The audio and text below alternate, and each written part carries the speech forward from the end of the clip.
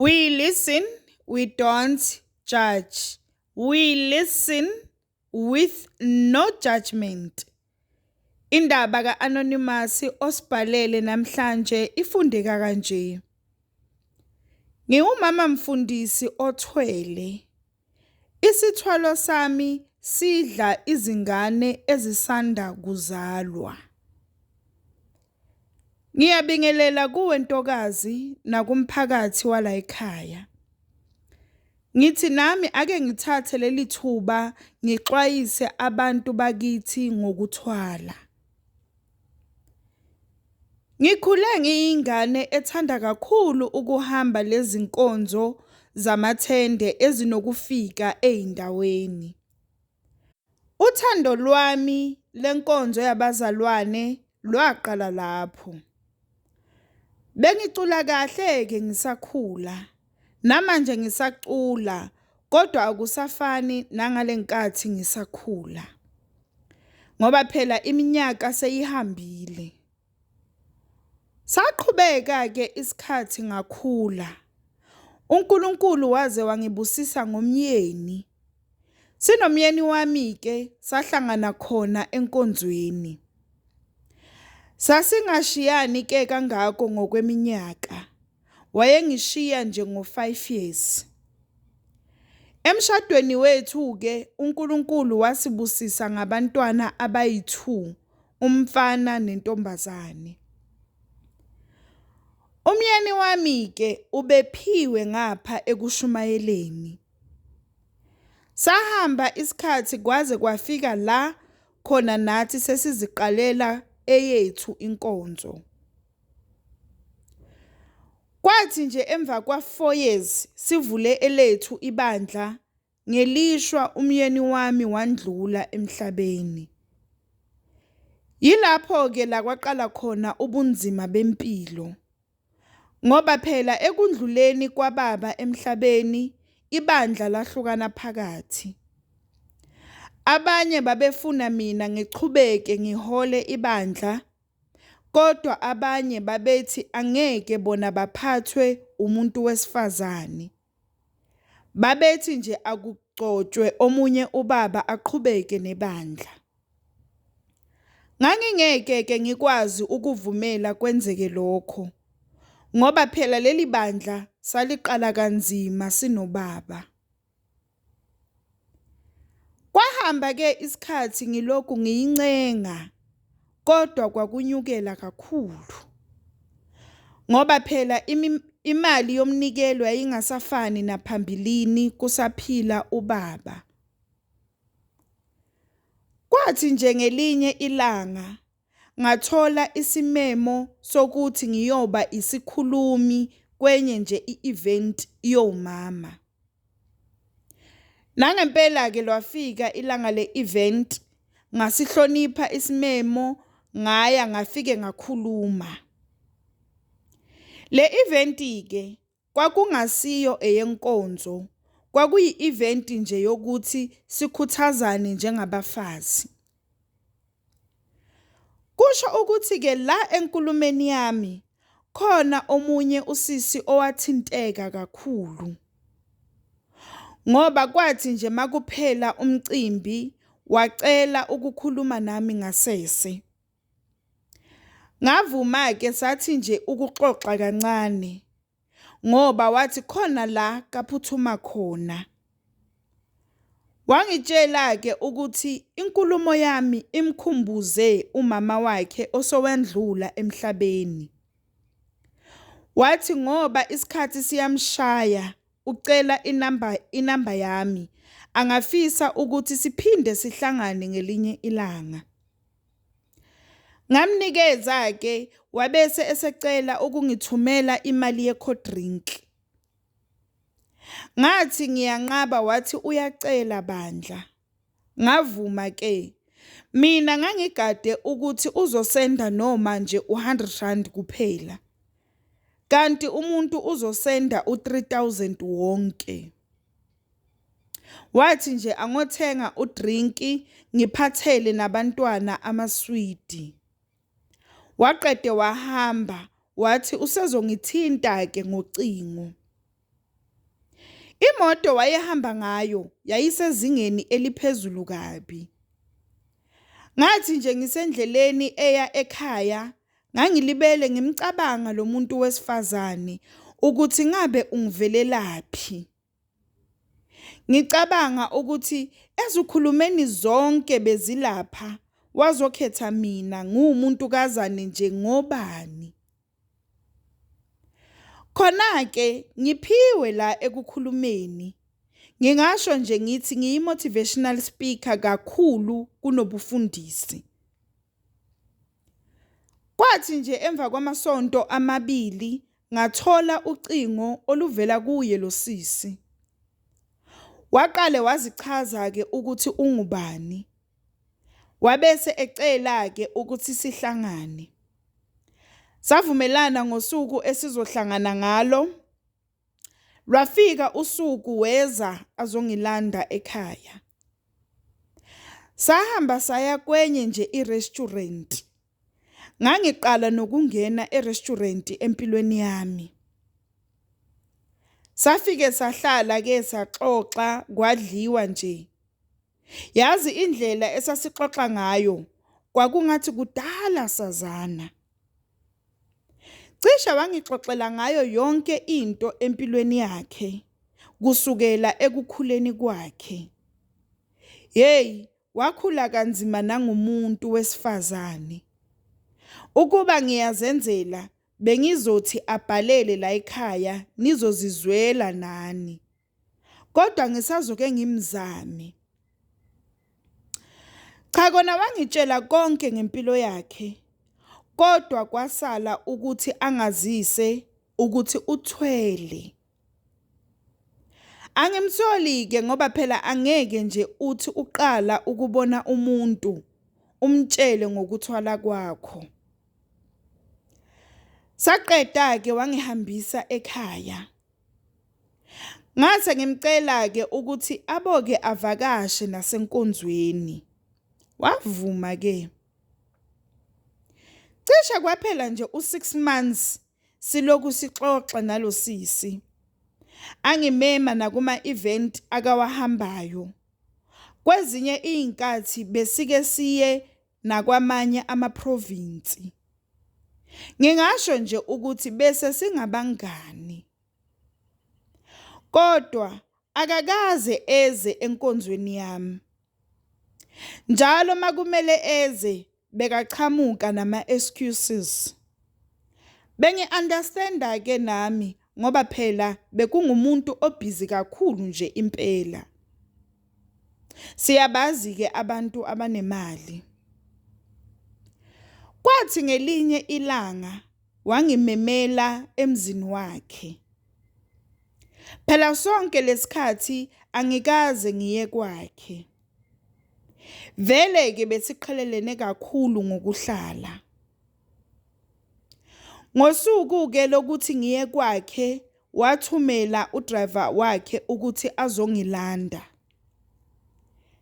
Ngendlela ebekukuhle ngakhona kwakhe kwakungathi isehotela. Soloku ngazalwa ngangiqala ukubona ubuhle obunjeyana. Yonke into lapha yayimhlophe qwa, ngisho ukhaphethi waphansi imbala. Ngangihambe nabantwana bami-ke ngalolo suku. Yena-ke unengane eyodwa yentombazane. Sasivumelene ngokuthi sizobuyela emuva ngalolo suku. Kodwa sagcine sesilala sabuya ngakusasa. Ukuya kwami kwalosisi yilapho-ke nami la ngaqala khona ukulangazelela impilo efana neyakhe. Lo sisi-ke yena bekamazi uNkulunkulu shem. Ngoba noma sixoxa nje enkulumeni yethu bekangasali uNkulunkulu. Saqhubeka-ke isikhathi ngagcina ngimcela ukuthi akangisize nami ngifuna ukufana naye. Akavumanga kalula-ke ukungisiza. Kwathatha nje isikhathi impela. Nami-ke ngangimxina kakhulu. Khona ngase nginazo izinsolo zokuthi kungenzeka kunezinto ezingekho right azenzayo. Kodwa ngase ngizitshelile ukuthi inkani nje makungachithwa gazi ngizokwenza. Ngoba phela ngase ngikhathele ukuhlupheka nezingane nazo ziyakhula. Mina-ke ngangizitshela ukuthi wenza ubugebengu, mhlampe wenza ifraud. Ngoba wayehlezi ebhizi nje ku-laptop yakhe. Nefoni futhi yayihlezi ibhizi kungena ama-calls ngapha nangapha. Wangihlalisa phansi-ke usisi, wangibuza ukuthi ngiqiniseke kangakanani ukuthi ngingenza noma yini ukuze ngiphume enhluphekweni. Ngathi nje ngingenza noma yini, inqobo nje makungachithwa gazi. Wangitshela-ke ukuthi yena kunomama amhambayo. Lo mama angangisiza ngokuthi ibandla lami lindlondlobale. Washo ukuthi baningi kabi abafundisi abadumile aseke wahlangana nabo makaye kulo mama. Ngathuka impela, kodwa ngazitshela ukuthi lokhu ngikwenzela izingane zami. Ngavuma-ke, kodwa wangitshela ukuthi angeke akwazi ukungisiza ngemali yokuya lapha. Umthetho uthi umuntu kumele azizamele yena imali ngokwakhe. Wathi noma ngingazama imali engango-15,000, uma ishoda uzokwazi ukungisiza lo mama, ngizobuye ngiyibhadale le ezoshoda.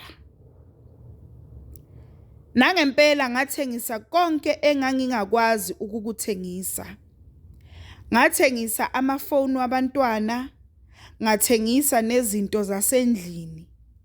Enye ngayiboleka nasebantwini. Kwagcina kuhlangana u-13,000.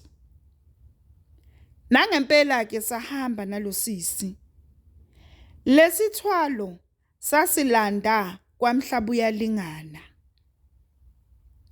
Masifika lapha ngafike ngangeniswa endlini emnyama. Lapha-ke uzwa izwi nje lalo mama, yena awumboni. Angithi vele kumnyama kulendlu. Kanti futhi vele kuthiwa akabonwa. Ngafike ngasho-ke ukuthi nginebandla engifisa ukuthi lindlondlobale. Ngasho futhi ukuthi ngicela into nje engeke ithinte izingane zami. Sahlala lapha u5 days. Lapha-ke nganikwa isigubhu. Abangasazi-ke yinto nje efana nebutternut kodwa evulekile phezulu. Kwathiwa-ke angisethe igama lesigubhu sami. Kwathiwa-ke njalo mangishumayela enkonzweni kumele ngibize legama. Saqeda-ke sabuya. Ngangizitshela ukuthi yinto elula ngoba phela angitshelwanga umgomo waso. Kwathiwa nje kumele ngiqiniseke ukuthi sihlala la engeke sibonwe ngumuntu khona. Kanti angibuzanga elangeni. Kwathi nje emva kwa2 months laqala ibandla langathi liyandlondlobala. Kwangena abantu abanemali, umnikelo wakhula nje impela. Kwathi nje ngelinye ilanga ngilele, ngaphupha indoda ende elapha emnyama thu.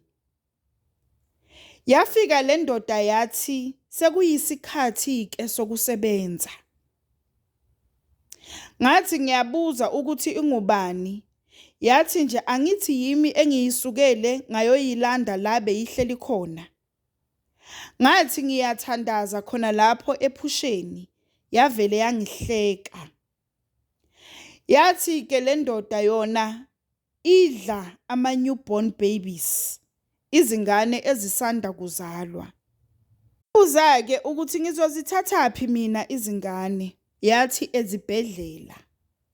Kwaqala lapho-ke ubunzima bendlela yesithwalo sami. Umngane ngathi ngiyamtshela, wathi nje naye ubhekane nobakhe ubunzima. Into eyenzekayo-ke, njalo mangilele, ngiphupha ngiya esibhedlela ngiyotshontsha ingane. Lento yiyo engitshelayo ukuthi ifuna ingane ekuphi. Ngisho noma kungathiwa le ngane ise-Cape Town, ngizohamba ngiyoyilanda. Uma ngibuya-ke nale ngane, ifike lento iyidle phambi kwami ngibuka. Akunasikali-ke sokuthi ifuna abantwana abayingakhi ngeviki noma ngenyanga. Kungenzeka kuphele inyanga yonke ingayifunanga, futhi kungenzeka izifune kayi-2 evikini. Mina nje ngibona ngayo. Uma-ke le ngane ngiyilande endaweni ekude, ngizovuka ngivuvukele izinyawo, ngikhathele umzimba wonke. Enkonzweni-ke, lento iyangitshela zonke izinkinga zabantu. Bese kube ngathi ngiyaprofesaya, kanti ngizwa ngayo. Ngithengisa namafutha-ke noma i-oil. La mafutha ngiyahamba ngiyothenga i-olive oil, ngibuye ngiyibeke la kuhlala khona lesigubhu. Bese kuthi ebusuku mangilele emaphushweni ami, ngibone le ndoda iwachamela la mafutha. Ichama igazi-ke le ndoda. Zonke lezi zinto zenzeka uma ngilele. Ibandla lami selilikhulu kabi. Sengaze ngalisusa emakhaya ngayolivula esilungwini. Imali iyangena nje impela. Kwamanye ama-service siyawenza ngisho u-100,000 ngelanga. Angisayifuni lento ngoba lezi ngane seziyangihlupha. Sengihlezi ngizwa ingane ekhalayo. Uma isaqala lento yokuthi ngizwe ingane ekhalayo, ngangiyizwa ebusuku kuphela. Kodwa manje seyenzeka nanoma kunini. Ngisho noma ngabe ngisebantwini. Yazi sengisaba ngisho ukulala. Uyaphela nje u3 days ngingalalanga. Into eyenza ngisabe ukulala ukuthi le ndoda ayinaso isikhathi noma ilanga eliqondile lokufika. Ngisho nasemini uma nje ngike ngalala, ivele ifike uma seyifuna lento yayo. Sengizame ngezindlela eziningi ukuthi ngiphume kulento, kodwa angimtholi umuntu ongakwazi ukungisiza ngokuthi kuhambe le ndoda kodwa izinto zami zingashabalali. Noma ngithole esinye-ke isithwalo esingcono kunalesi. Engifisa ukukufundisa abantu besifazane la ngaphandle ukuthi uma beyoteta esibhedlela bakhuleke kakhulu. Uma uneBhayibheli uhambe nalo. Ukhuleke nje ubusuku nemini.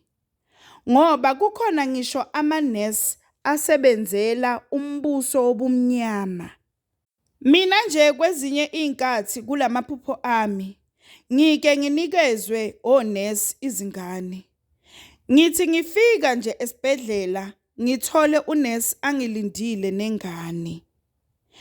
Bese ngithi kulabantu abasonta kulamasonto athengisa ama-oil. Kwenziwa ama-miracles. Abantu basukuma kuma-wheelchair.